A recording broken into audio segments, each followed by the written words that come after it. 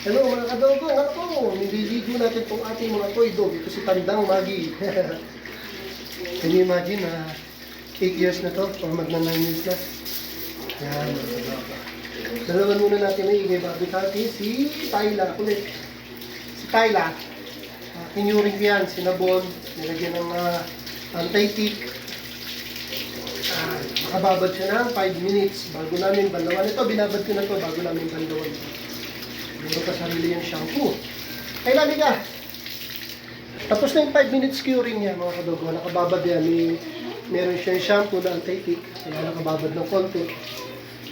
At ayun, oh, meron siya doon conditioner from Australia.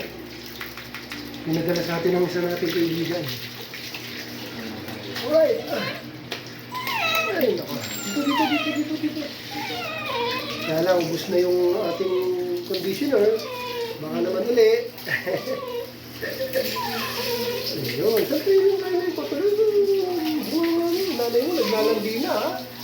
Kakapati na naman tayo. Walang kapatid, abutan mo for the first time. Ngayon lang mangyayari yun. Yung magkapatid mag-aabot sa kainan ko.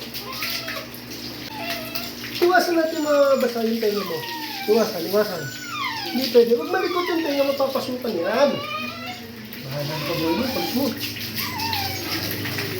So ayun mga kadogo. Okay na yan. At tayo. Teka lang, blower ko pala. Sandali. Ayun mga kadogo. Ay! Ito-puring natin siya ng ito na ito, 5 minutes.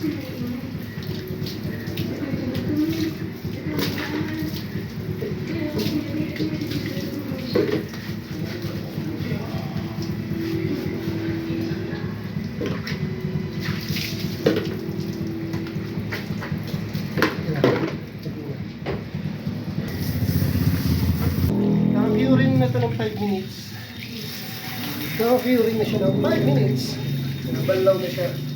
Kasi kaya talaga importante yung curing time para yung chemical na nilalagay natin. Kasi yung shampoo or conditioner na pang-aso, anti-tick and flea and anti-manggi, para kumagat. Kasi kung babalawang kagad natin mga kadogo, sayang naman yung in-apply natin shampoo or conditioner para sa treatment nila. Kahit walang garapata to, mga kadogo, walang garapata yan, kailangan.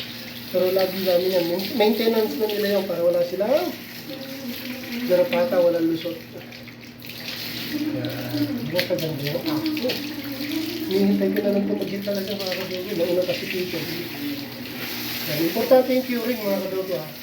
Kasi masasayang yung bili natin shampoo or even conditioner or even soap kung babalnawan natin kagad. Kahit gano'n pa kamahal yan, kung babalnawan kagad, sayang.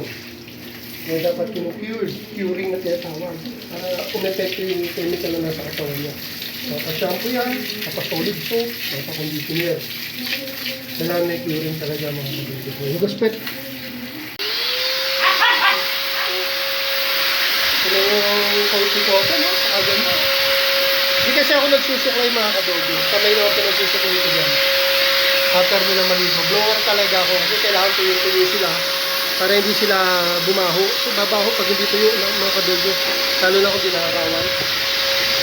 Talagang blower lang sila, blower.